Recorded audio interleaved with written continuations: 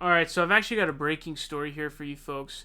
So Politico is reporting right now that there's basically a sort of a back and forth, a brawl, if you will, that's going on between the Bernie Sanders campaign and the Joe Biden campaign. And this is over debate formats. So as you guys know, Joe Biden is having dementia, and so he's literally hiding from the public. He and his campaign and the DNC and all of them, the media, all of them have really come together to basically make sure that Joe Biden doesn't show himself in the public. All he did was speak for 7 minutes yesterday, and in those 7 minutes, he managed to have multiple gaffes in which he said, "Oh, Biden, Obama, Democrat." He said that, he said that we're going to win this re-election, which he's not running for re-election, obviously. But he had a ton of gaffes in those 7 minutes. Okay, literally, you can count those amount of minutes on your hand, right? So, honestly, there should have been a debate already after Super Tuesday. In fact, probably should have happened on Friday or Thursday. There should have been a debate between Super Tuesday and Mini Super Tuesday, because Mini Super Tuesday is only in 2 days, right? It's on the 10th, okay? Whereas the debate is on the 15th, which is, dude, that's still 7 days away. It's a full week. And so already they set up the schedule that way to make sure that, they could capitalize off of this. But basically there is a battle going on here where the Joe Biden campaign is trying to do a sit-down debate.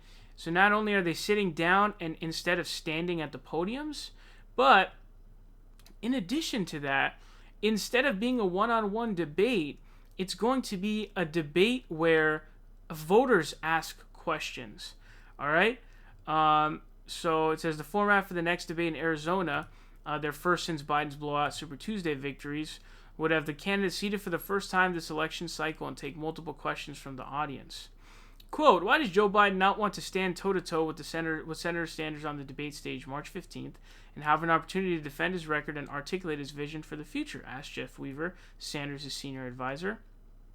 It says, Biden's campaign, the DNC, said the format for the debate was decided by the party and CNN.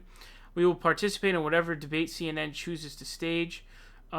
Standing, sitting at podiums or in a town hall.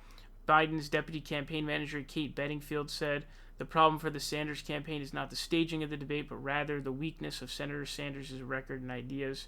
Which is really hilarious because it's like, you're just like projecting, dude. Like the person with the problem with the weakness of record and ideas is Joe Biden. And that's why in this one, when he had the gaffe about the whole re-election thing, about him running for re-election, he actually, he was trying to say that he's trying not to run a negative campaign. Now, why would he say that?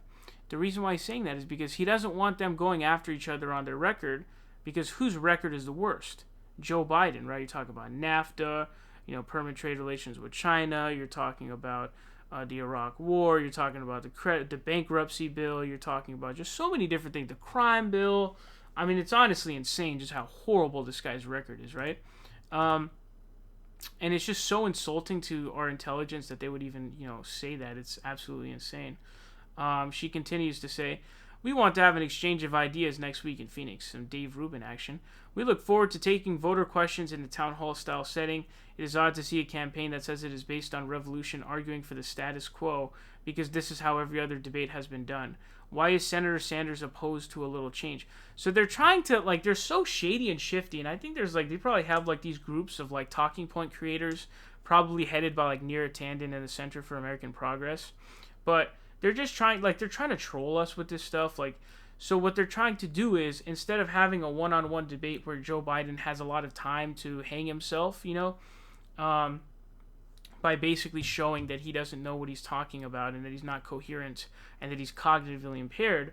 And so instead of letting them brawl at each other directly and giving time for Joe Biden to expose himself as being cognitively limited, instead of that, what you end up doing is you have voters coming in, which takes up a bunch of the time.